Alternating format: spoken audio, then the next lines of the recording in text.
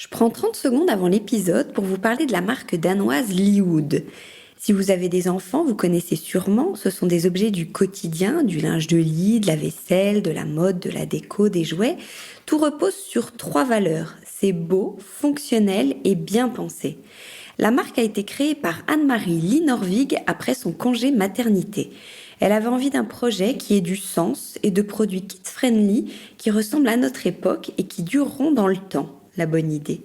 Les formes sont simples, vous connaissez le design scandinave, les imprimés tendance, les couleurs toutes douces, les produits quali, bref, Liwood, c'est tout ce qu'on aime.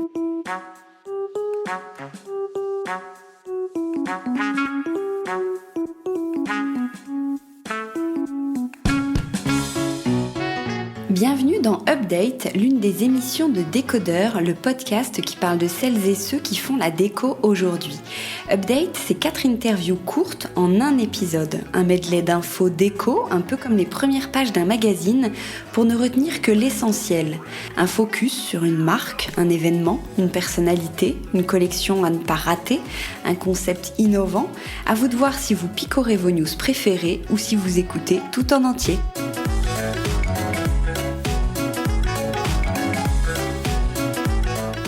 Si vous n'avez pas le moral, faites un tour dans l'univers de Mathilde Cabanas et vous irez tout de suite mieux.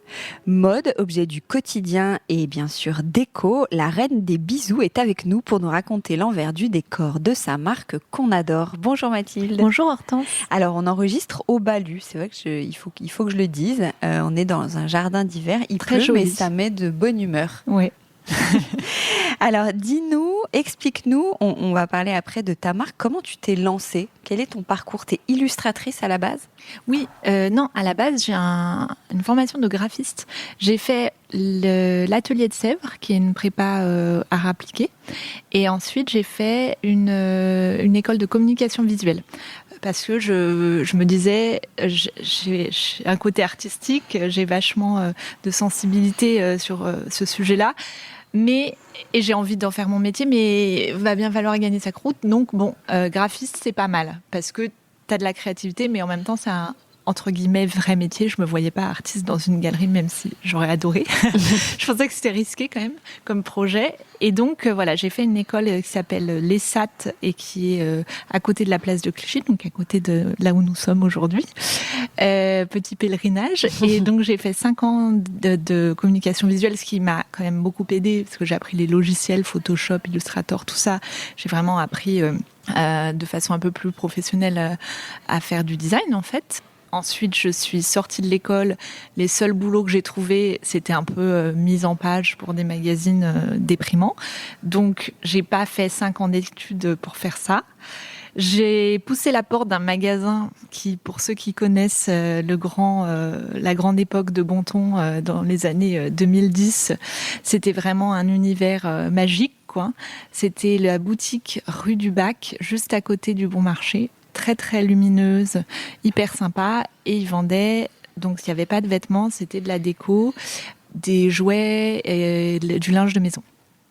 Et je me suis dit, bon, je vais me mettre en freelance. Évidemment, le freelance, quand tu sors de l'école, t'as pas grand-chose. Et je vais bosser dans une boutique qui me plaît, l'univers me plaît, je me sens bien, pour arrondir les fins de mois. Et je me suis fait mes meilleurs amis là-bas. J'ai rencontré mon associé. J'ai appris beaucoup de choses sur le retail, sur le merch, qui m'aident aujourd'hui. Parce que les fondateurs, Thomas Irène et les acheteuses, c'était vraiment une famille et on parlait beaucoup. Je suis allée faire un petit stage dans les bureaux, donc c'était très formateur. Et j'ai lancé ma marque suite à des demandes de clientes qui venaient, qui cherchaient des invitations d'anniversaire.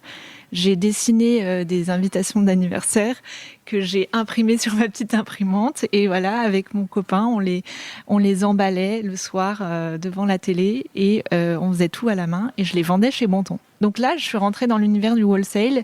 J'ai appris ce que c'était, un prix d'achat, un prix de revente, combien me coûtait le produit, combien fallait que je le vende à Bonton pour que je m'en sorte, mais pour que eux aussi puissent se faire une marge derrière. C'était le premier produit. Et j'ai continué sur la papeterie. À l'époque, il n'y en avait pas beaucoup et je sentais vraiment le créneau parce que au Royaume-Uni, par exemple, ils sont très cartes. Je me disais, bon, il y a une place à prendre. Il y avait déjà Papier Tigre à l'époque. Et j'ai continué sur la papeterie. J'ai créé des cartes format normal et des mini-cartes avec des mini-enveloppes parce que tout ce qui est petit est mignon et ça rendait vachement bien. C'était vendu 2,50 €, le petit produit de caisse qui marche bien. Et là, j'ai créé la mini-carte bisous. Pourquoi bisous ? Parce que j'avais déjà fait merci, joyeux anniversaire, bonne année, je t'aime. Et en fait, le bisou, ça marche toute l'année, pour n'importe quelle occasion. C'est un mot court, c'est un mot doux qui sonne bien, que tout le monde aime. Juste, j'avais écrit bisous avec un petit cœur et c'était le best-seller des cartes, quoi. Et ensuite, je l'ai décliné sur plein d'autres produits. D'abord des petits produits type pins, masking tapes, et ensuite des plus gros produits. Et là, j'ai vraiment découvert ce que j'aime le plus faire aujourd'hui, c'est-à-dire voir mes illustrations sur des produits en volume, quoi, pas juste sur du papier. Donc de les voir sur des parapluies, des papiers peints, des paillassons, je trouve ça, c'est vraiment ce qui me stimule et ce que je préfère faire, quoi. Et tu continues à dessiner ou tout est axé autour du bisou ? Alors non, le bisou, c'est un peu le design, mon design fétiche, que je continue à développer parce qu'il fait partie de la marque. Et donc pour ceux qui vivent sur Mars et qui ne connaissent pas bien, c'est écrit bisou, B-I-S-O-U. Et en dessous, il y a un petit cœur. Et puis il a toute une histoire. Je me suis fait copier, voler mon bisou. Enfin, je suis très attachée à ce design-là. Après, je ne sais pas faire que ça. Je suis quand même illustratrice. Ouais, designer, graphiste, je sais pas trop comment me définir, mais j'ai envie de faire autre chose. Donc, par exemple, là, si vous faites vos courses et que vous passez dans le rayon mouchoir, vous allez voir notre collaboration avec Lotus. Il n'y a pas que la boîte bisous, il va y avoir la boîte bisous, la boîte fleurs, la boîte damier, que des motifs pop, colorés, joyeux et très simples. Mais j'ai quand même mis le bisou parce que c'est notre design, c'est ce qui fait que les gens reconnaissent la marque. Mais tu as un univers très gai. Oui. Oui, comment tu décrirais ta bulle ? Je dirais pop, coloré et joyeux, quoi. Un peu naïf aussi. Est-ce que tu t'attendais à un tel succès ? Ah bah non. Mais en fait, c'est drôle parce que je suis pas du tout entrepreneuse, tu sais. Je me suis pas dit, je vais monter ma boîte. Alors déjà, si j'avais monté ma boîte, je l'aurais jamais appelée comme moi. Parce qu'en fait, je signais mes illustrations Mathilde Cabanas. Et donc, le jour où il a fallu donner un nom à la chose, je dis c'est Mathilde Cabanas. Mais maintenant, bon, c'est vrai que c'est compliqué parce que je suis une personne qui s'appelle comme ça et en même temps c'est le nom de la marque. Tu l'appellerais comment ? T'as déjà réfléchi ? Bonne question. Alors non, mais en fait, mon surnom c'est Midou. M-I-D-O-U. D'ailleurs, ça ressemble un peu à Bisou, c'est drôle. Midou. Et en fait, mon pseudo c'était Midou in the Sky parce que je suis tout le temps dans la lune. Donc quand il a fallu créer la société, j'ai écrit Midou in the Sky. Tout attaché. Ce qui n'était pas du tout une bonne idée parce que les gens de l'administratif et tout à la poste, ils appelaient ça Midouin Teski. Ils avaient trop de mal. Ils croyaient que c'était polonais. La catastrophe. Donc, trop mauvaise idée. Et donc finalement, je suis revenue à mon nom. Et le seul truc sur lequel je dois un peu revenir de temps en temps, c'est que les gens disent pas le S forcément. Et c'est Cabanas et c'est pas Cabana. Mais sinon, ça va. C'est un nom qui est assez facile à retenir. Mais oui, j'ai pas du tout eu pour ambition d'en être là où j'en suis aujourd'hui. J'aurais jamais rêvé un tel parcours, quoi. Et c'est vraiment... c'est la vie c'est grâce à la vie, quoi. J'ai fait confiance à la vie et ça s'est déroulé comme ça. Et encore aujourd'hui, ça se construit jour après jour. Ouais. Alors je suis accompagnée. Ça fait 5 ans que je suis associée avec Alexandra, donc que j'ai rencontrée chez Bonton, avec qui j'ai exactement la même vision, les mêmes envies. Donc c'est vraiment super d'avoir ce pilier, ce bras droit. J'aurais pas pu, je pense, tenir toute seule aussi longtemps. Et on a on bosse avec d'autres personnes et ça, on développe la marque à notre rythme, mais ça continue, ouais. Alors, tu disais, tu vends des parapluies, des sacs et maintenant de la déco. Tu viens de faire une collaboration. Enfin, tu viens pas de faire maintenant, c'est il y a quelques mois, une collection de papier peint avec Bonjour Georges. Comment est née cette collab ? Alors, Christina du compte Instagram Bonjour Georges, donc qui est belge, a vraiment un style assez décalé qui nous correspond bien.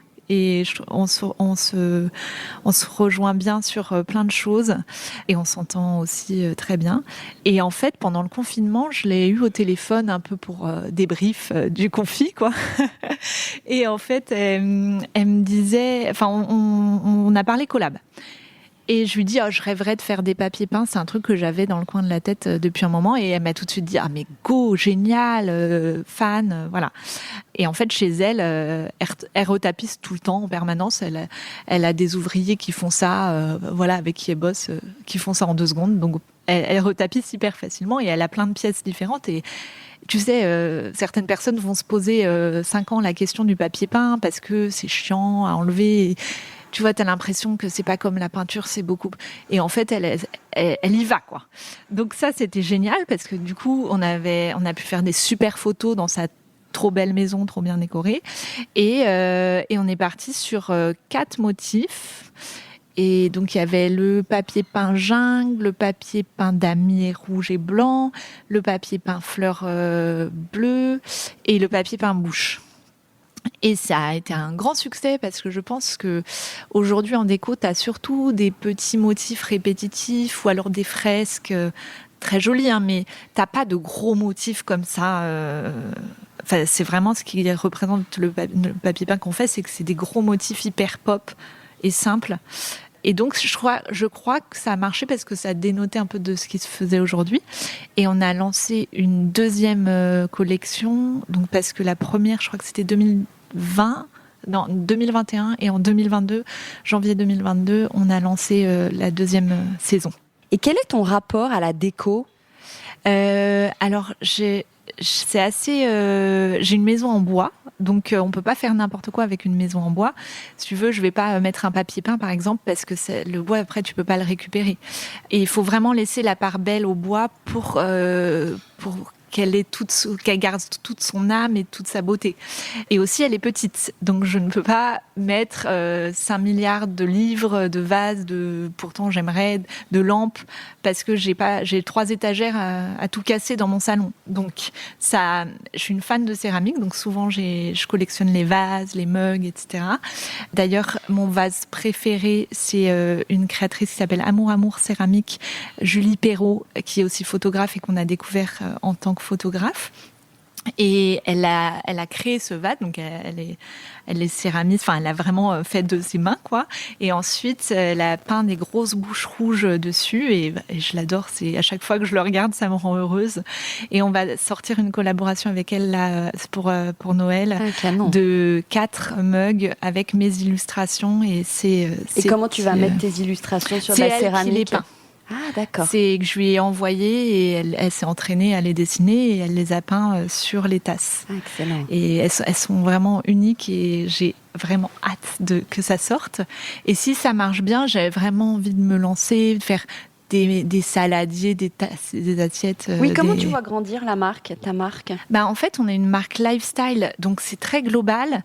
Ce qui est très compliqué, c'est que parfois, c'est plus simple d'avoir une marque monoproduit, c'est-à-dire je fais des bougies, je fais des maillots de bain, je fais juste de la papeterie. Et là, en fait, mais je pense qu'Alex, elle est comme moi, donc Alex, mon associé, on est pareil, on a envie d'aller partout, donc on va avoir du vêtement, du prêt-à-porter, des parapluies, des paillassons, du papier peint, enfin, ça va un peu, des bottes en caoutchouc, enfin, ça va un peu dans tous les sens, quoi. Mais ce qui relie en fait tous ces produits ensemble, c'est mes illustrations. Et ça crée un univers. Mais aujourd'hui, en tout cas en France, il n'y a pas beaucoup de marques comme ça qui se lancent un peu sur tous les domaines. Mais je pense qu'avec le temps, les gens commencent à connaître la marque et c'est plus facile. J'ai moins besoin de... En fait, la pire question que tu puisses me poser dans une soirée, c'est qu'est-ce que tu fais dans la vie ? Je suis là, mais je bafouille, là. Et puis je finis par dire, genre, je vais pas dire que je suis chef. Mais comment tu définis ? Tiens, si je te pose la question. Alors, j'ai trouvé qu'est-ce que tu fais dans la vie, Mathilde ? Voilà. Comment tu te décris ? Quelqu'un qui te connaît pas ou qui décrit ce que tu fais ? J'ai trouvé une jolie petite phrase justement pour les trucs un peu plus pro et tout. Je dis, je crée des objets du quotidien qui donnent le sourire. Ou alors je peux dire, je fais des bisous tout simplement, mais ça peut un peu déstabiliser.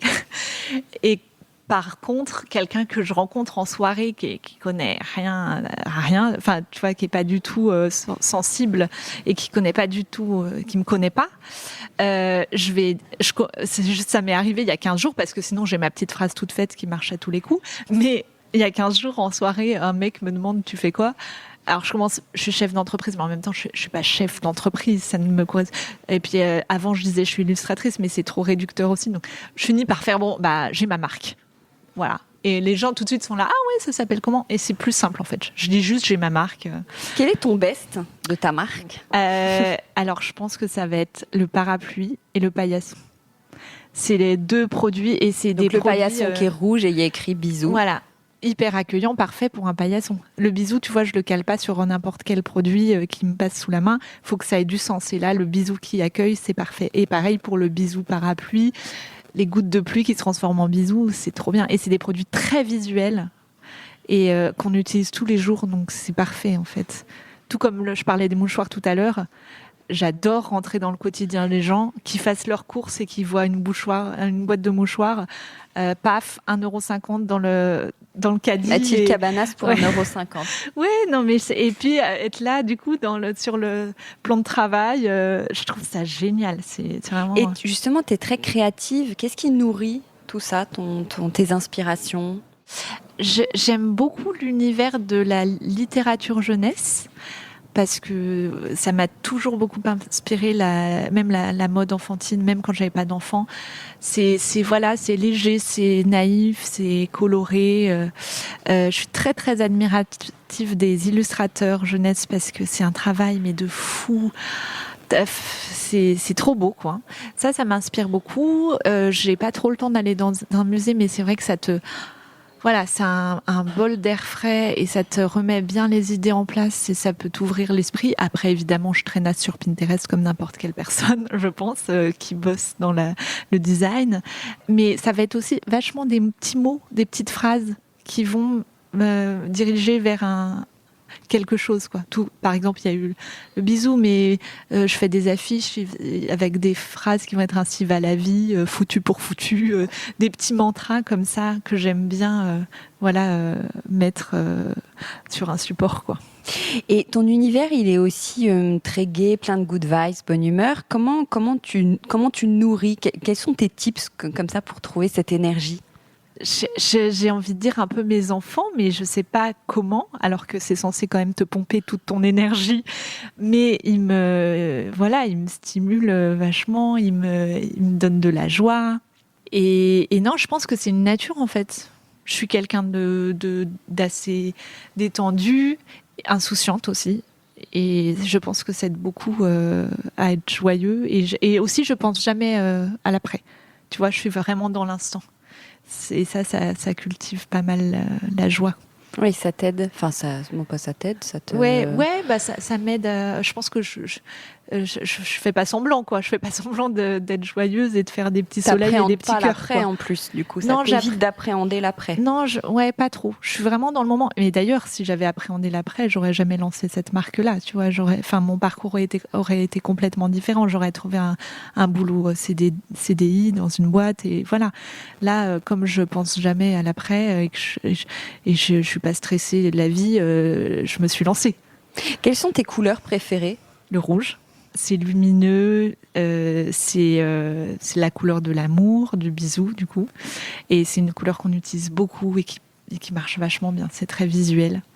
Et après, en déco, par exemple, j'adore le vert. Le vert mousse. Je trouve ça marche. Surtout dans une maison en bois, tu vois. Ça fait le côté nature. C'est juste un arbre, c'est bois et vert. Donc forcément, j'ai remarqué que le vert, ça passait. Même le vert sapin, le vert... ouais. Et j'ai fait un mur à la chaux qui fait vraiment toute la hauteur de la maison en vert, un peu olive mousse. Et c'est canon. Je suis trop contente de ce vert-là. Est-ce que tu as des marques préférées ? En déco ? Ouais. J'adore Hey. Pour les petits objets justement du quotidien, ou même notre canapé, c'est Hey. Et j'ai aussi ma belle-sœur qui a une boîte, une marque de... C'est pas une marque, elle fait du design et ils font du mobilier sur mesure. Donc, elle a fait notre cuisine, Elle fait aussi des dressings. Ça s'appelle Démesure Design. Ils sont à côté de Nantes, là où je vis. Et ils ont fait des restos. Ils ont fait aussi notre table de salle à manger. C'est du terrazzo, mais avec des pépites de toutes les couleurs. Et c'est vraiment trop joli, quoi. Et ils travaillent avec un atelier au Portugal et les matériaux, tu as un choix infini. Ils sont vraiment à l'écoute de ce que tu veux. Et voilà, c'est pas vraiment une marque, mais la maison, elle a bien aidé dans la maison. T'aimes bien son travail. Ouais. Si tu dois partir de chez toi subitement, qu'est-ce que t'emportes ? C'est horrible à dire, mais mon téléphone. J'aimerais bien dire autre chose, avoir une réponse un peu plus glamour et poétique, mais non, mon téléphone et mes clés. Et tes clés.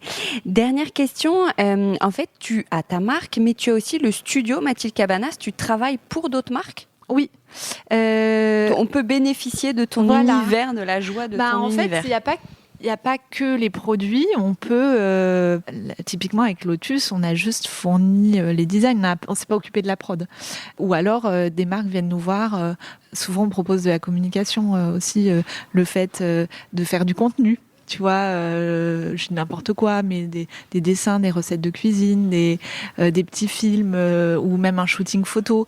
Tout ça, on propose aux marques qui sont un peu en manque d'inspi de prendre leur univers, enfin de nous adapter à leur univers, mais d'y ajouter une petite touche de fun et de fraîcheur, quoi. Ouais. Tu te vois où dans 10 ans ? Je rêverais d'être en Espagne. Et ouais, au bord de la mer. Ouais, à Majorque, ouais, ou au bord de la mer, en Espagne, parce que je suis trop besoin de soleil. Et voilà, ouais, mon but, vraiment mon but dans la vie, c'est d'habiter en Espagne un jour, même si je suis très bien à Nantes. Et non, et puis après, pour le boulot, Inch'Allah, on verra, tu vois. Moi, pour l'instant, la vie où elle m'a menée en 10 ans, je suis hyper contente. Donc, ta marque a 10 ans, là, bientôt ? Ouais, c'était 2013, donc c'est l'année prochaine. Et on va fêter les 10 ans du bisou, donc il y aura plein de surprises. Super, on va suivre ça. Merci beaucoup, Mathilde. Merci, Hortense. Merci, ciao. Bye.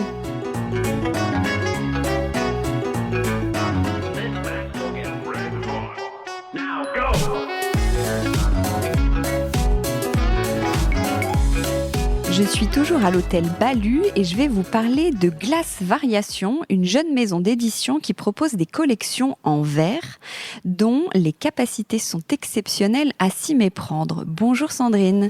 Bonjour Hortense. Alors comment vous avez eu cette idée de travailler le verre en particulier ? Glace Variation, c'est la maison d'édition de mobilier en verre d'un groupe qui s'appelle Sévino Glace, qui est un groupe de miroitiers. Donc notre métier à l'origine, c'est le travail du verre. Découper, façonner du verre plat qu'on utilise par exemple pour les façades ou du verre bombé. Donc notre métier, c'est miroitier. On travaille beaucoup avec des menuisiers, pour le bâtiment. Et on a aussi régulièrement des demandes de pièces sur mesure pour des architectes ou des gens qui veulent quelque chose un peu plus exceptionnel. Et donc cette envie, elle est partie de là, de se dire ce matériau qui est si beau, on souhaite le magnifier, l'amener sur l'univers du design et du luxe en travaillant avec des designers. Et l'objectif, et ce qu'on a vécu aussi, et qui nous fait grand plaisir, c'est que les designers ont plein d'idées, plein d'envies, et nous amènent là où on n'irait pas sinon. Voilà, en tant que miroitier. Ouais. Alors avant tout, est-ce qu'on peut avoir un petit cours autour du verre ? Quel type de verre il existe ? En tout cas, vous, quel type de verre vous travaillez ? Et surtout, comment on fabrique le verre à la base ? Alors, le verre, c'est un matériau très divers. Les gens connaissent le verre transparent. Voilà, donc ça, c'est effectivement un type. Il y a 500 ou 1000 références. Potentiellement, c'est illimité, les possibilités. Parce qu'on peut bien sûr découper. Il existe du verre très transparent, le verre extra clair qui est quasiment invisible. Il existe des verres teintés, il existe des verres colorés et on peut en plus imprimer le verre. On peut le bomber, on peut faire plein de choses. Donc voilà, le verre à l'origine, c'est du sable. La matière d'origine, qui est produit donc dans des usines qu'on appelle des flottes. Et ensuite, nous, on récupère ce verre-là et on l'amène à ce que souhaite le designer, donc une pièce travaillée. D'accord. Et comment, donc, vous le le travailler, justement. Il y a plusieurs... parce que vous parlez de variation. C'est quoi la variation? C'est comme un effet? Alors, l'idée de glass variation, ou glass variation en anglais, c'est de se dire, ce métier doit nous permettre de personnaliser les pièces. C'est-à-dire qu'on ne propose jamais, par exemple, le fauteuil invisible, on l'a nommé comme ça parce qu'il est en verre extra clair. Il a été conçu par les designers exercice. Il est magnifique et quasiment invisible selon la lumière et l'endroit où on le met. On peut aussi imaginer de le proposer en verre teinté gris, un verre fumé. Donc, c'est ça l'idée de variation, c'est de se dire que avec le choix des designers et leur accord, on peut proposer une grande variété de possibilités aux clients. Alors, mobilier, typiquement, on se dit, cette chaise sur du verre, jamais dans la vie on aurait envie de s'asseoir. Enfin, on se dirait qu'on va la casser, cette chaise. Oui, c'est vrai que les gens ont dans l'idée que le verre est fragile, ce qui n'est pas vrai. Le verre, c'est un très beau matériau, durable, recyclable à l'infini. Bien sûr, il faut faire attention au verre. Mais typiquement, par exemple, ce fauteuil-là, il est en verre trempé, donc un verre qui résiste au choc. C'est quoi du verre trempé par rapport à du verre normal? C'est un verre qui est passé dans un four de trempe à très haute température et qui fait qu'il devient 7 fois plus résistant qu'un verre simple. Donc, il y a de la sécurité, il y a des verres qui sont adaptés, on peut feuilleter du verre aussi. Ça veut dire quoi, feuilleter? Feuilleter, ça veut dire mettre plusieurs couches de verre ensemble. Donc, par exemple, les ottomans de la collection de Bina Bettel, ils sont en verre feuilleté. Ce qui fait que, pareil, ça renforce la sécurité et la résistance au choc. Ça, c'est la première chose. La deuxième chose, c'est que effectivement, c'est pas évident de se dire tiens, je vais avoir un fauteuil en verre et je vais m'asseoir dedans. C'est vraiment ce qu'on souhaite nous. C'est-à-dire, on veut avoir de beaux objets, mais des objets qui servent, qui ont une utilité, une fonctionnalité. Donc le fauteuil, quand ils l'ont designé, ils ont fait des prototypes. Ils ont travaillé l'assise. Et effectivement, quand les gens s'assoient, passé le premier instant, on se dit est-ce que je vais oser? Trouve que c'est confortable. Voilà, c'est confortable, c'est un objet à vivre. De même que l'ottoman avec son coussin, il est super confortable et il est stable, il est sûr, enfin voilà. Ouais. Qu'est-ce que c'est du verre? Vous avez du verre dépoli aussi? Oui, le verre dépoli, c'est un verre qui est un peu opalescent. Voilà, donc c'est un verre dépoli. On peut aussi avoir du verre sablé, enfin voilà. Et donc ça permet effectivement, quand on a un effet de lumière, de jouer là-dessus. Et puis on peut aussi l'imprimer. Donc on est allé chercher des roses pour la collection Bina Bettel. Elle a vraiment choisi un rose poudré. On est allé chercher cette couleur sur mesure et travailler le verre avec une impression, donc ce verre dépoli avec une impression rose derrière. Alors, vous travaillez donc, vous appuyez sur le savoir-faire, vous disiez des maîtres verriers, des miroiteries du Brûle. Oui. Alors, eux, comment ils fonctionnent? Ils créent le verre, ils fabriquent le verre et ensuite ils produisent les produits? Alors, on part des plateaux en verre. Ouais. Et ensuite, il y a une découpe, un façonnage. Donc, on travaille les bords. Est-ce qu'on est sur un bord très lisse et brillant ou est-ce que c'est un bord rodé, c'est-à-dire plus mat? Et c'est découpé comment, l'étape d'avant? Alors, c'est découpé avec des machines à commande numérique. Après, il peut y avoir plusieurs étapes de fabrication. Et toutes les pièces qu'on présente là, qui sont dans les collections Monologue et Glace Variation, il y a du collage UV. Et ce collage UV, ça c'est une étape manuelle qui est prise en charge par un maître verrier, qui demande beaucoup d'expérience et de minutie, et qui fait que on assemble 2, 3, 4 pièces ensemble, et avec un résultat qui est totalement invisible. Et ça, c'est vraiment un geste de maître verrier. Et l'assemblage, oui, c'est la dernière étape. C'est la dernière étape. Oui. Oui, ce sont vraiment des gestes ancestraux. Tout à fait.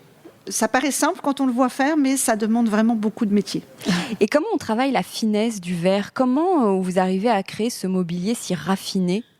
Alors, on joue à la fois sur la transparence, quand on est sur du verre extra clair, ou le mélange de plusieurs textures. Bina Bettel, pour la collection Elia et les Ottomans sublimes, elle a choisi un verre ondulé. Ce verre ondulé, les miroitiers l'appellent le verre flûte. C'est un verre courant, mais que pour la première fois, on a bombé. Alors attendez, ondulé, bombé. Alors c'est vous qui avez réussi à l'onduler, le verre? Non, il est déjà ondulé. C'est un verre standard qui s'appelle verre flûte. Et là, on est venu, sur les dessins de Bina, le bomber, c'est-à-dire le déformer pour lui faire prendre une courbe et pouvoir faire des pieds en forme de des pieds en forme de colonne. Et le verre est capable de s'arrondir, en fait. Oui. Pareil, là, ça veut dire qu'il y a un grand savoir-faire. On a fait beaucoup de prototypes et de prototypage, pas mal d'essais infructueux avant d'arriver là à produire quelque chose qui est à la fois très beau et stable dans le temps. Il vous faut combien de temps ? On a mis, alors on n'a pas été aidé par la période de confinement, mais on a mis 2 ans en fait entre le moment où on a rencontré Bina Bettel au speed dating du French Design et le moment où on a présenté les pièces là en septembre à la Paris Design Week. Ouais. Vous parlez aussi de la pureté du verre. Il y a des puretés différentes ? Oui, alors il y a le verre extra clair qui a une transmission lumineuse quasiment totale, d'où le fauteuil invisible. Et après, on peut aller jusqu'à des verres dépolis où sciemment on a cet effet de translucide, où on peut aller jusqu'à des verres qui soient opaques. Donc on joue là-dessus. Et après, c'est plus le mot de pureté, c'est vraiment plus dans le design de ce que recherchent les personnes avec qui on travaille. La collection Monologue, elle est vraiment assez minimaliste, vraiment sur le verre et le plus de transparence possible.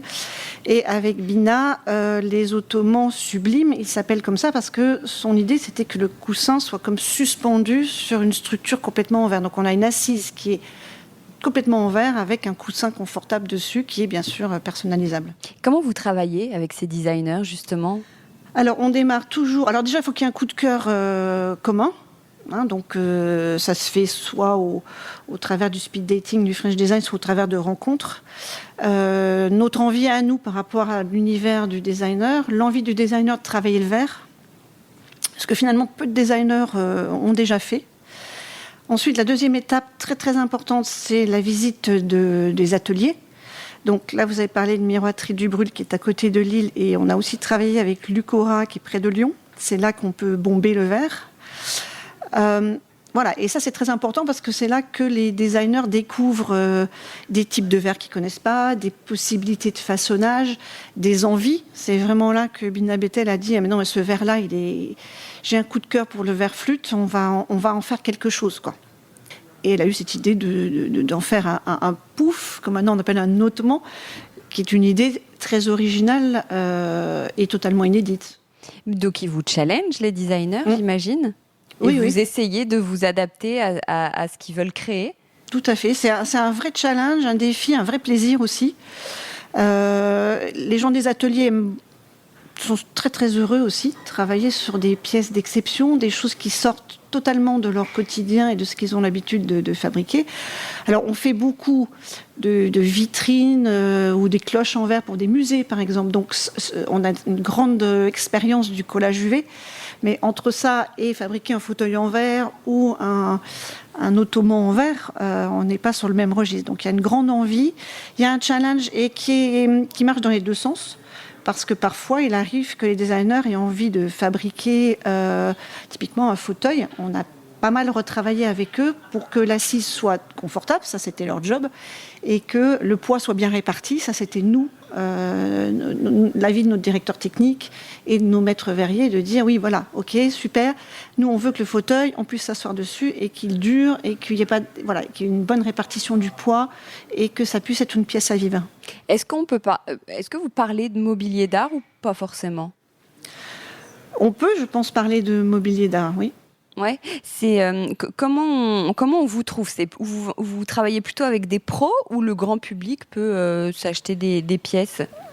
Glace Variation n'existe pas depuis très longtemps et véritablement en septembre c'est comme une renaissance et un lancement avec ces très très belles pièces.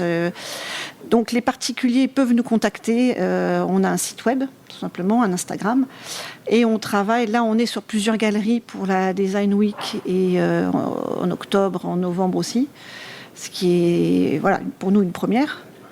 Voilà, donc on a l'intention de travailler avec tous ceux qui sont intéressés, amoureux du verre, du design. Voilà. Et c'est vrai que c'est des pièces qui ont besoin d'être vues, essayées pour celles-ci. Ensuite, effectivement, on a des consoles, on a des tables basses où c'est plus facile de se projeter. Voilà, donc et on vous est fabriquez ouvert à la demande ?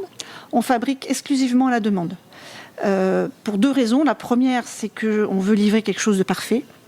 Et la deuxième, c'est que ça n'a pas de sens, ni économique, ni pour l'environnement, de garder des pièces. Et puis finalement, comme...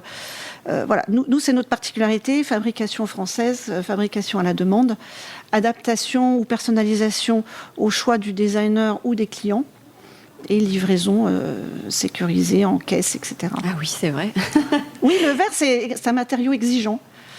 Donc voilà, mais on sait l'accompagner de l'envie du client ou du designer à la livraison chez le client. Et est-ce qu'on peut regarder aussi la qualité écologique du verre ? Alors le verre est un matériau qui est totalement recyclable. Donc dans nos ateliers, toutes les chutes sont recyclées. Parce que bien sûr, quand on découpe un rond pour une table, forcément il y a des chutes. Donc tout est recyclé, il y a une filière existante qui fait que voilà, le verre est recyclable sans limite. Même dans le verre qu'on achète, il y a une proportion importante de verre recyclé qui s'appelle le calcin, qui participe du processus de fabrication. Ouais. Et qu'est-ce que ça apporte le verre dans un intérieur, vous diriez ? Je pense que ça apporte... c'est des pièces qui sont vivantes. Selon l'endroit où on les positionne, selon la lumière, si le matin, on va avoir une lumière différente du soir. Donc, on a vraiment des pièces qui réagissent, et d'une part à la lumière, et puis d'autre part, si on travaille les transparences, ça veut dire que ça va embellir, par exemple, ou mettre en valeur un tapis. Un verre extra clair, il n'a pas de couleur du tout. Mais tout ce qui se reflète dedans, il y a des reflets qui sont les reflets de ce qu'il y a autour, de la lumière, des pièces qui sont autour, etc. Donc c'est une pièce où quasiment toutes les fois qu'on passe devant, on va voir des choses différentes, selon l'angle de vue aussi. Voilà. Et puis le verre a la caractéristique de ne pas bouger dans le temps. Donc il reste tout aussi beau qu'au premier jour. Là où le bois se patine, les couleurs peuvent changer dans le temps. Nous, on a quelque chose qui est complètement stable, donc durable aussi pour le bénéfice du client. Et comment on peut le rendre ? Qu'est-ce que vous répondez à ceux qui pourraient trouver ça un peu froid de base, le verre ? Comment on le rend chaleureux ? Alors, on peut le rendre chaleureux par le choix des couleurs. Hein. Donc, quand on est sur des verres teintés, on a des teintés bronze, par exemple, qui peuvent être assez chaleureux en teinte. On a travaillé des roses. Le rose poudré, là, c'est une belle couleur pastel. Et puis ensuite, effectivement, le traitement du coussin, donc où sur les ottomans, on a vraiment le choix du tissu. Et c'était vraiment le choix de Bina Bettel d'associer justement cette matière qui n'est pas forcément très habituelle, ou en tout cas très inédite pour une assise, avec des éléments plus chaleureux, du pastel, des couleurs assez féminines et la douceur d'un coussin, qui fait que quand les gens spontanément ont envie de s'asseoir dessus. Ouais, c'est un superbe travail. J'invite donc les auditeurs qui veulent aller voir votre compte Instagram. Qu'est-ce que c'est ? Glace Variation. Glace tout simplement, avec tout 2 simplement. S à glace et un S à la fin. Voilà. Super. Eh ben, merci beaucoup, Sandrine. Je précise, vous êtes venue de Lille pour cette interview. Merci beaucoup. Avec plaisir. Merci. Merci.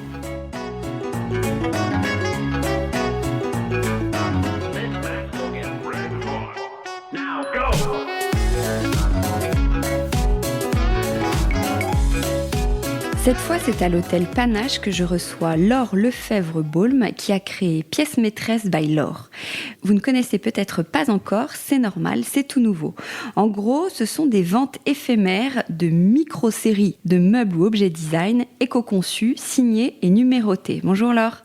Bonjour Hortense. C'est bon, j'ai bien présenté ? Oui, c'est très bien. Ouais. C'est ça. Explique-nous, Pièces Maîtresses by Laure, comment est né le projet, l'envie, comment t'es venue cette idée ? Alors en fait, moi j'ai travaillé pendant 10 ans dans des grands groupes de cosmétiques. Et par ailleurs, je suis issue d'une famille où il y a beaucoup d'amateurs d'art. J'ai toujours baigné là-dedans. Et c'est vrai que dans mon temps libre, j'avais toujours tendance à aller chiner des pièces, des nouvelles marques, des talents, voilà. Et donc, quand les gens venaient chez moi, souvent ils me disaient « Ah, mais j'adore tel tableau, j'adore ta lampe, j'adore tel truc, d'où ça vient ?» Et donc, au fur et à mesure, je me suis dit, il y a peut-être aussi quelque chose à faire que de partager toutes mes petites découvertes, toutes mes pépites avec le plus grand nombre. Et par ailleurs aussi, moi, j'avais très envie d'avoir des pièces chez moi que je ne retrouve pas chez tout le monde. Et des pièces dont je connaisse l'histoire et je connaisse le designer. C'est quelque chose qui me tenait vraiment à cœur. Donc voilà, du coup, j'ai essayé de développer Pièce maîtresse by Laure dans ce sens. Ouais, alors concrètement, qu'est-ce que tu proposes ? Donc concrètement, en fait, c'est tous les mois, je présente une nouvelle pièce qui est développée en petite série avec un designer. Et cette pièce, elle est éco-conçue, signée et numérotée. Signée et numérotée, en fait, c'est important parce que ça fait la rareté de la pièce et ça t'assure de ne pas trouver la même chez tout le monde. Qu'est-ce que tu appelles signé et numéroté pour ceux qui ne sauraient pas bien ? En fait, ça veut dire que chaque pièce, par exemple, là, la lampe coquille qu'on a développée avec Léa Bigot, il n'y a que 20 exemplaires qui vont exister. Et donc, chaque pièce, quand on la reçoit, on a un certificat d'authenticité qui est signé de la main de Léa. La pièce est signée par Léa et il y a un numéro qui lui est associé, un numéro sur 20. D'accord. Alors toi, tu voulais mettre en avant les talents, les créateurs. Je lisais sur ton site, tu dis que souvent les grandes marques, elles mentionnent les créateurs, les designers, mais elles ne les mettent pas vraiment en avant, tu trouves ? Oui, c'est qu'en fait, en tous les cas, moi, j'aime bien savoir qui a créé la pièce, quel est le visage de cette personne, quel est son univers, enfin, d'avoir une vision plus globale des designers. Et souvent, en fait, ils sont juste cités. Donc là, en fait, moi, ce dont j'ai eu envie, parce que c'est ça que j'ai envie de savoir quand j'achète une pièce, c'est d'aller faire des reportages sur les designers, d'aller dans leurs ateliers, de les prendre en photo, de bien comprendre tout le processus créatif. Donc, il y a toute la réflexion et ensuite tout le processus, pour le coup, de production de la pièce. Pour bien comprendre aussi, ça aide aussi à comprendre la valeur de la pièce que de comprendre toute son histoire. Et d'ailleurs, je crois que le produit, il est vendu avec une petite fiche, enfin pas une fiche technique, mais une fiche informative. Oui, absolument. En fait, quand on reçoit sa pièce, on a un petit dossier où il y a le certificat d'authenticité, une biographie du designer pour comprendre son parcours, et c'est ça aussi qui fait sa valeur, sa cote, et une fiche qui décrit le produit, pour bien le comprendre, encore une fois. Alors, quel a été le premier produit il y en a qu'un pour l'instant, tu viens de te lancer ? Alors en ce moment, en effet, il y a une seule lampe qui est en vente. C'est la lampe coquille de Léa Bigot. Et à partir du 1er novembre, il y aura une deuxième lampe. 15 novembre, une table. Enfin voilà, après, ça va venir progressivement. Oui, d'accord. Alors, comment tu travailles avec les créateurs ? Comment tu les choisis ? Là, par exemple, pour les autres, tu les as déjà en tête. Et Léa Bigot, comment tu l'as choisie ? Bon, ça fait 2 questions en une.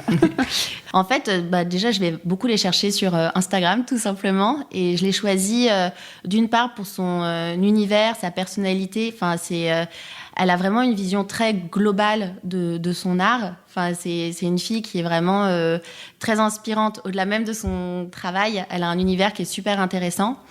Et ensuite, quand on a travaillé ensemble, moi, je suis allée la voir. Je lui ai dit, est-ce que dans une certaine gamme de prix, tu pourrais développer une lampe ? Et après, pour elle, pour le coup, c'est carte blanche. Parce que je considère que chacun son métier. C'est elle l'artiste, c'est elle la designer. Donc, c'est elle qui a imaginé complètement cette pièce. Oui, mais j'imagine que toi, tu veux quand même créer un univers de marque, non ? Ou tu vas laisser quand même très, très libre, tu donnes pas quelques recos ? Si, en fait, je cadre juste surtout sur, par exemple, des dimensions, mais sur des choses plutôt techniques. D'un point de vue artistique et création, pour le coup, c'est de son côté. Et en fait, si je l'ai choisi, c'est parce que aussi j'aimais son univers. Donc, je lui fais confiance. Je savais bien que, étant donné son univers, j'étais quasiment sûre qu'elle allait sortir quelque chose qui me plairait. Donc, elle a sorti une lampe en forme de coquille qui est vraiment belle. Est-ce que tu peux nous en parler ? Oui, alors la lampe coquille, en fait, Léa Bigot, elle est originaire de l'île de la Réunion et elle habite à Marseille. Donc, elle est très inspirée par tout ce qui est marin. Et donc, elle a créé la lampe coquille qui lui rappelle un coquillage. Mais elle avait aussi en tête d'avoir quelque chose qui soit assez comme un cocon qui renferme une lumière mystérieuse. Elle pensait à ce projet depuis longtemps et quand je suis venue la voir et que je lui ai parlé de lampe, du coup, les choses ont commencé un petit peu plus à se mettre en ordre. Elle a travaillé plus les volumes, elle a commencé à travailler la terre et elle a fait différents essais et c'est comme ça qu'elle est arrivée à créer la lampe coquille. Faut avoir en tête que cette lampe coquille, il lui faut 50 kilos de terre pour la créer. Donc quand on voit Léa Bigot qui est quand même... Fluette. Exactement, Ouais. plutôt un petit modèle, c'est assez impressionnant. Et donc elle prend cette terre, elle en fait une énorme boule et ensuite elle va la creuser. Donc c'est une méthode qu'elle a développée elle-même parce qu'elle est autodidacte. C'est pas normalement comme ça qu'on travaille la terre. Et voilà. Et donc, du coup, après, c'est comme ça qu'elle a créé la lampe coquille. Et il lui a fallu, je crois, 3 jours de travail, non? C'est ça? C'est ça. En fait, globalement, chaque lampe lui demande 3 jours de travail. Alors, ça inclut les temps de séchage, la cuisson, tout ça. Et donc, chaque lampe est unique puisqu'elle est faite à la main par Léa. Et donc, fatalement, il peut y avoir des aléas un petit peu de forme de l'une à l'autre. Globalement, la création reste la même. Mais comme c'est fait à la main, forcément... il y a des différences d'une pièce à l'autre. En fait, dans ton idée, tu as envie un peu de créer des pièces uniques, un peu comme des œuvres d'art? Oui, en fait, moi, ma position, c'est de développer du petit mobilier design.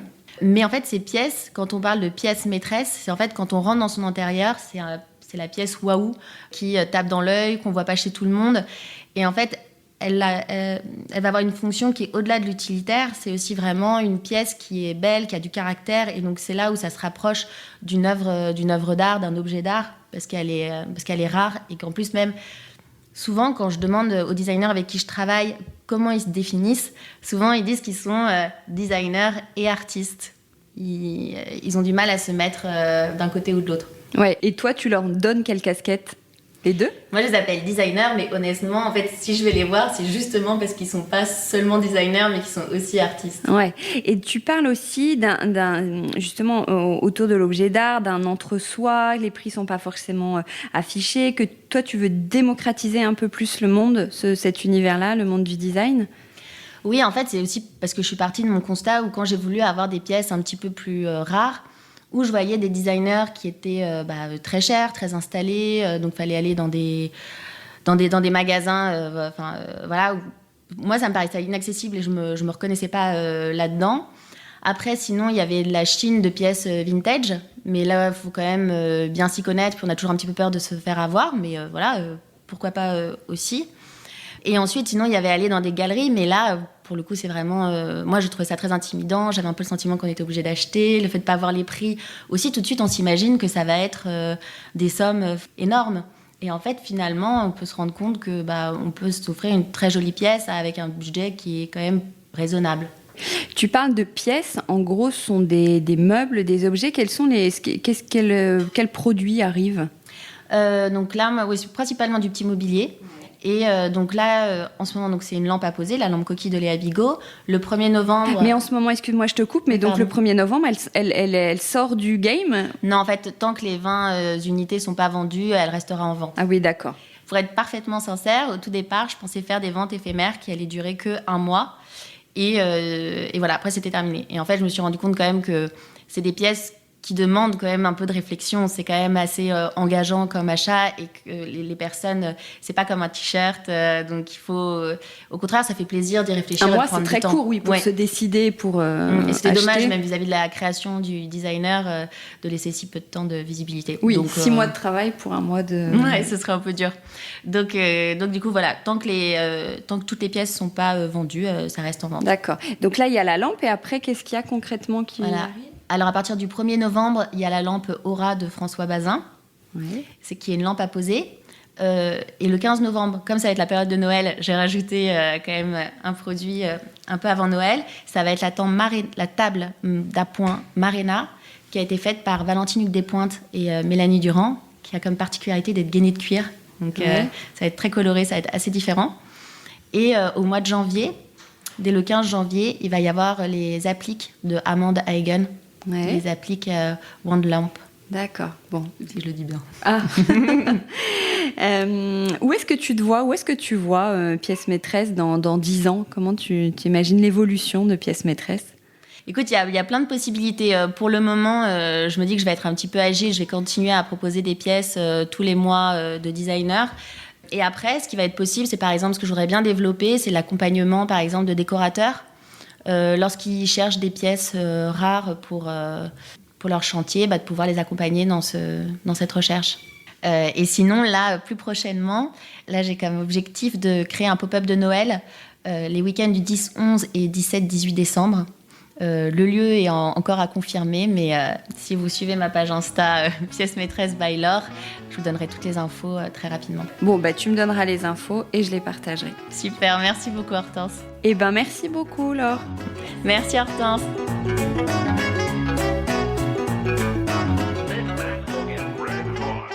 Now go!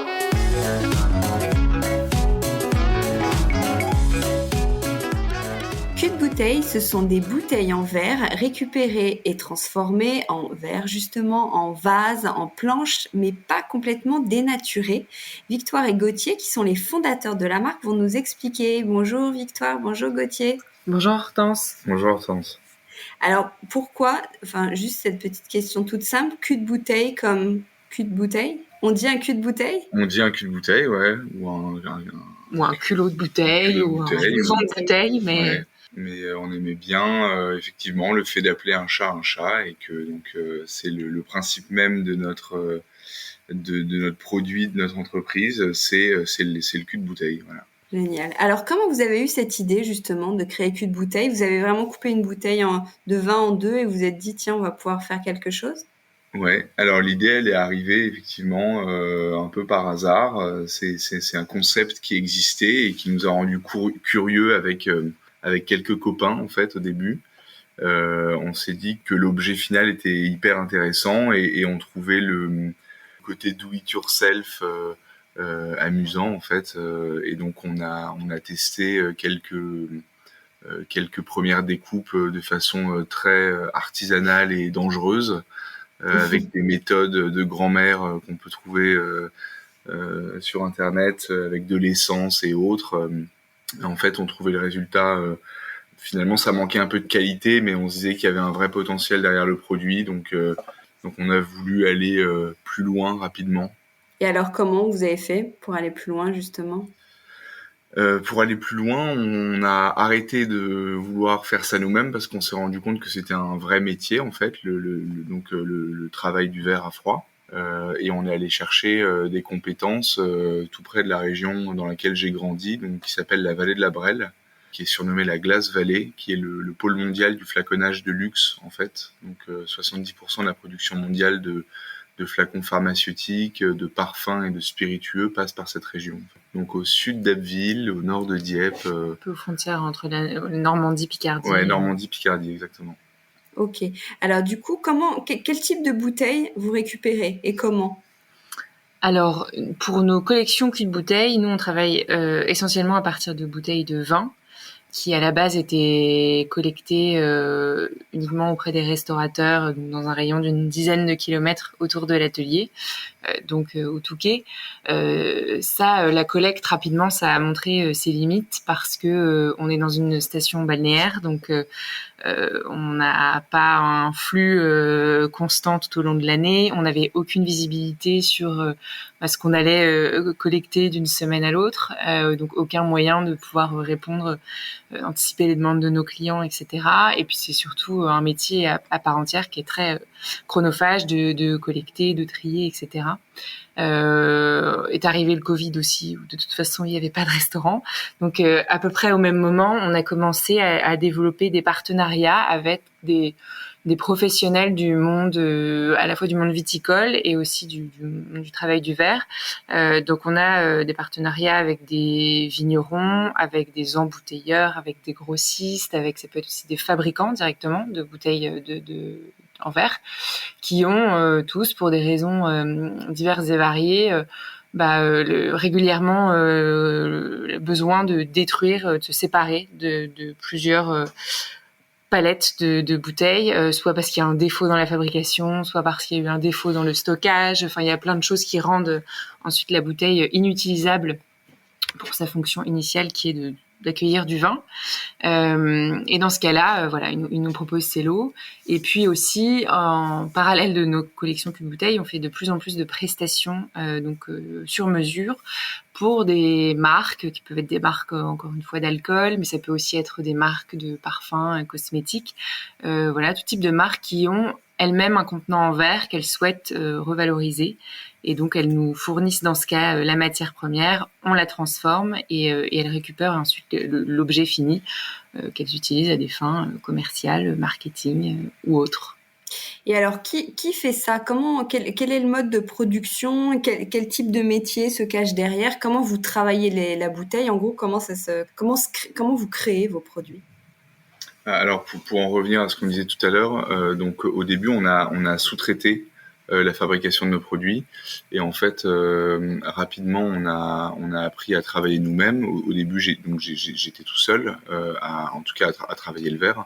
Et donc rapidement, on a acheté une première machine, embauché une première personne, etc.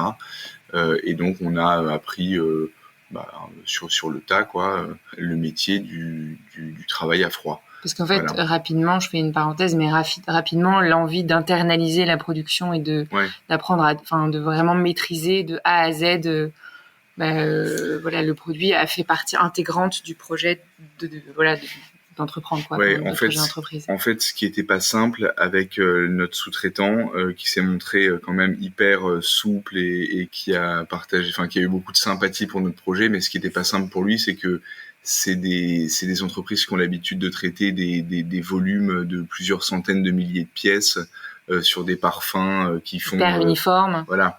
Et nous, on leur apportait des cajots remplis de bouteilles de vin usagées, avec des étiquettes, des formes différentes, des poids, des tailles différentes. Et donc pour lui, c'était un peu un casse-tête. Et je pense que, à mon avis, il a pas forcément gagné sa vie grâce à nous, mais en tout cas, il nous aura aidé.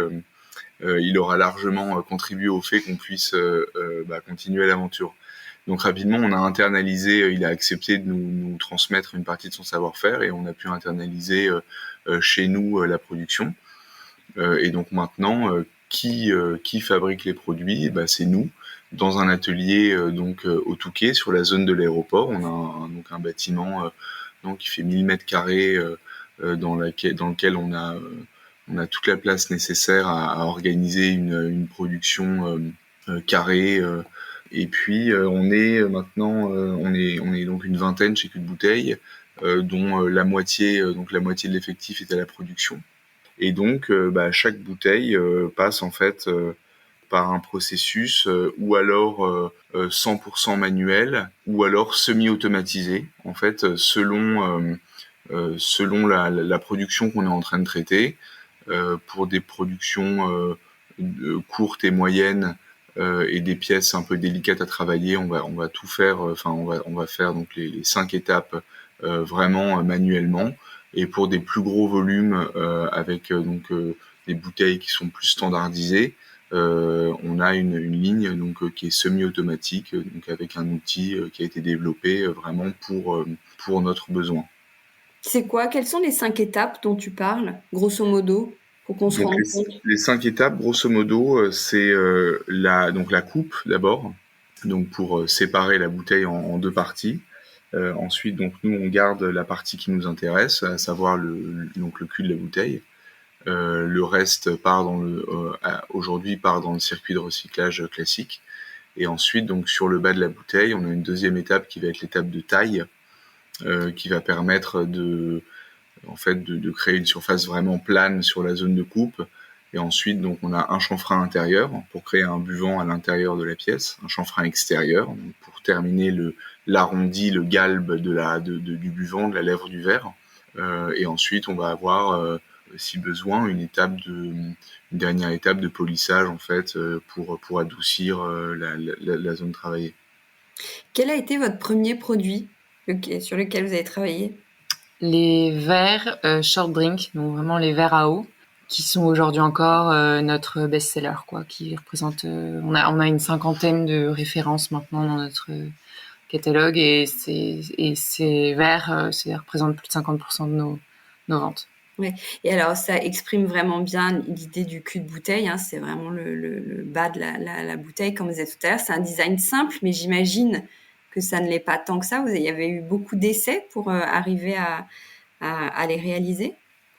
Sur la partie technique, effectivement, comme disait Gauthier tout à l'heure, ça a pris beaucoup de temps pour trouver la bonne technique, pour avoir le résultat satisfaisant, le niveau de finition satisfaisant. Ça fait 6 ans que Cul de Bouteille existe et je pense qu'il y a les 5 premières années qui ont vraiment été dédiées finalement sans cesse à l'amélioration de nos process de production, au fait d'augmenter à la fois notre capacité, améliorer, trouver les bons outils, les faire développer aussi pour certains sur mesure. Enfin, c'est vraiment. On est en constante recherche en réalité de performance et de qualité.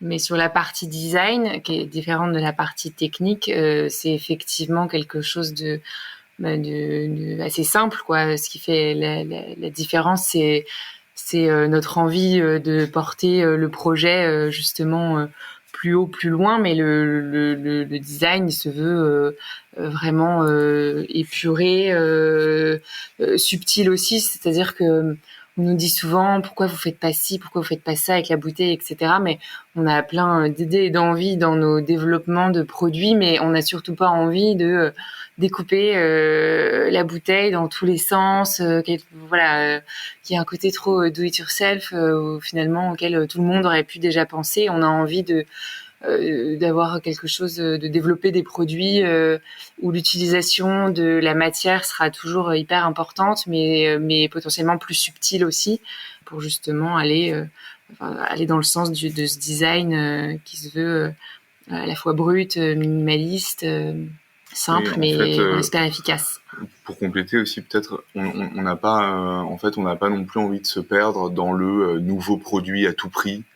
Faut sortir des nouveaux produits, faut sortir des nouveaux produits.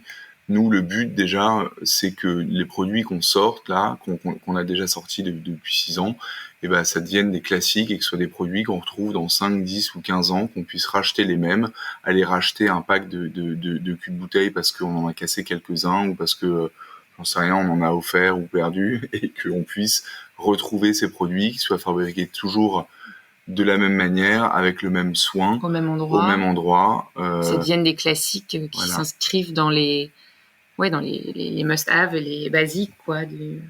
Ouais, comment vous vous Investir. imaginez dans 10 ans, c'est ça? C'est ce que vous venez de me dire? Vous préférez... Avec des cheveux blancs. Ou pas.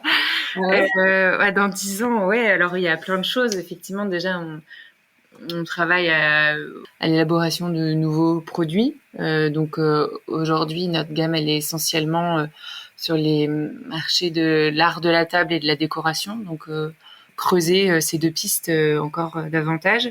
On vient donc d'ouvrir la semaine dernière notre premier café boutique à Lille.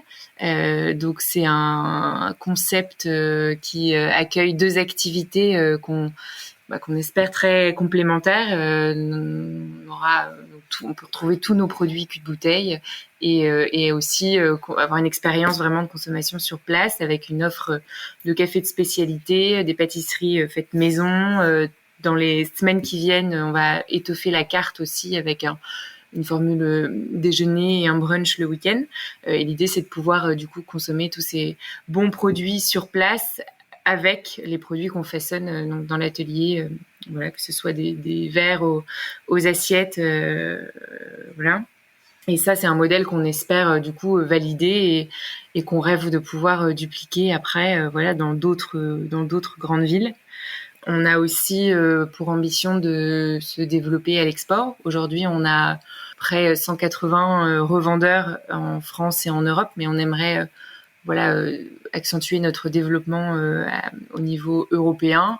Et après, si vraiment on se projette à 10 ans, on imagine bien au grand export. Et dans ce cas-là, pourquoi pas créer un autre atelier aussi dans cette logique de produire et d'alimenter un marché le plus localement possible. Voilà. Et puis, dans un avenir, pour le coup, plus proche aussi, on est en train de développer notre offre de workshop, c'est-à-dire que on commence à proposer des ateliers d'initiation donc au travail du verre directement dans notre atelier au Touquet. Là, le week-end de la Toussaint, on fait justement 4 jours de portes ouvertes. Les gens peuvent s'inscrire et apprendre avec nos artisans du coup à façonner 2 verres ou un vase, voilà, eux-mêmes, et évidemment repartir avec. Et c'est quelque chose qu'on a vraiment envie de développer et dupliquer aussi après avec d'autres métiers qui pourraient être complémentaires avec nos produits. Donc quelque chose qu'on voudrait proposer à Lille. Parce que vous parlez là beaucoup du Nord, mais on vous trouve vraiment partout et surtout on achète en ligne sur votre site. Oui, absolument. On a notre propre site internet depuis le début depuis la création de l'entreprise, donc cubebouteille.fr.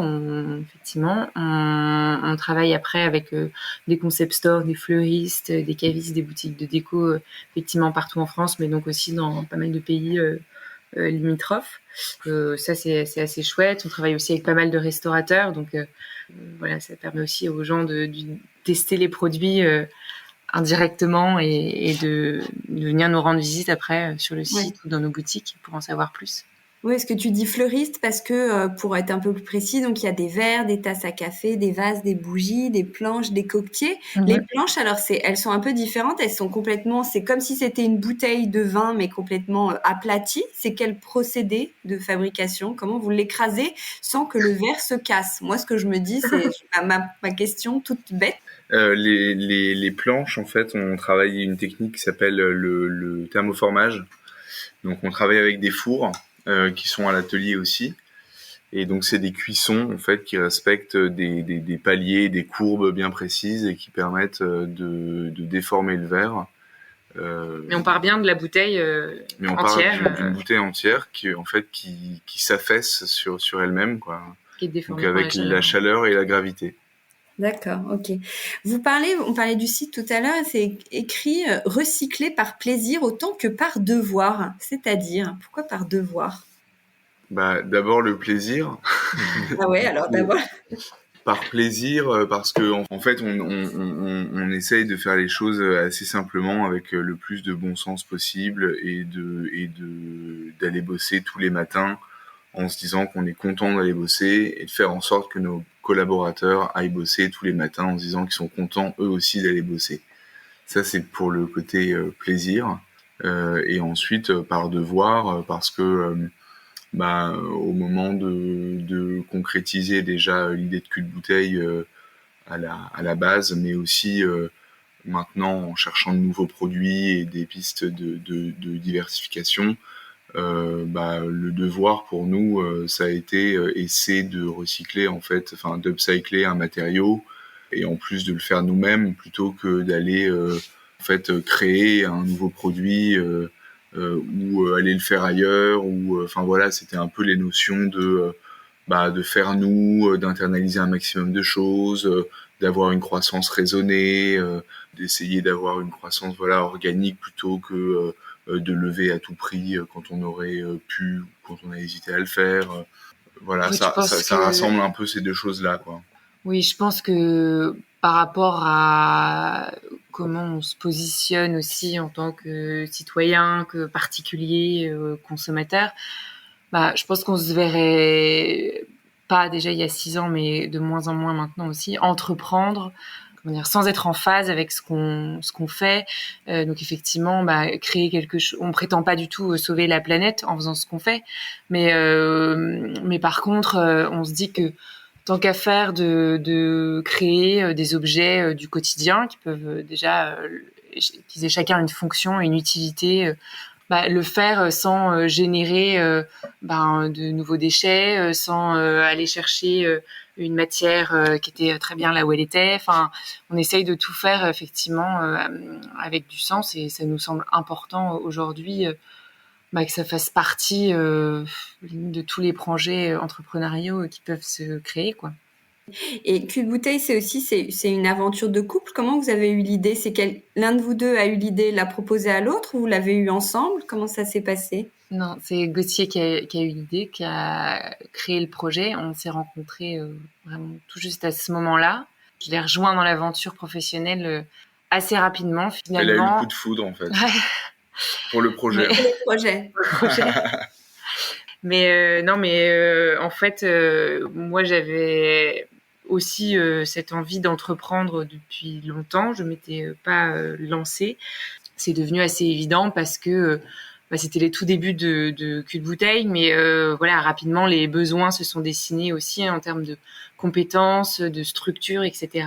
Et que on s'est dit que ça pouvait matcher et que je pouvais apporter ma pierre à l'édifice. Ouais, et puis on s'est aussi dit que quitte à avoir les deux mains dedans, autant mettre une chacun, quoi. Finalement, on a tous les deux dedans maintenant. Ouais.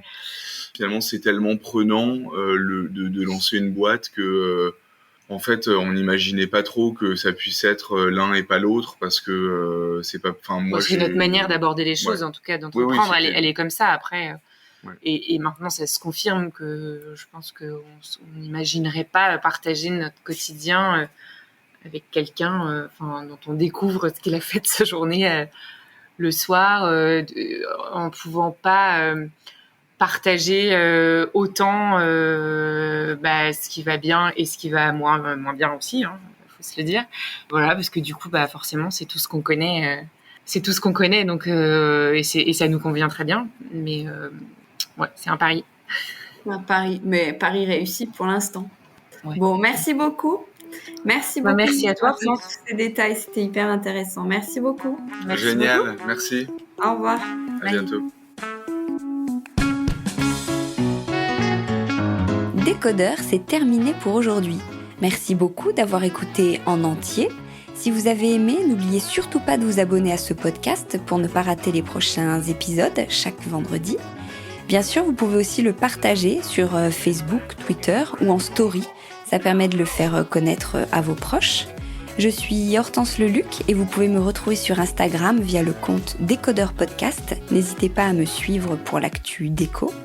Et si jamais vous écoutez cette émission sur iPhone via l'application Apple Podcast, vous pouvez aussi me laisser un commentaire, rubrique classement et avis, c'est juste sous la liste des épisodes.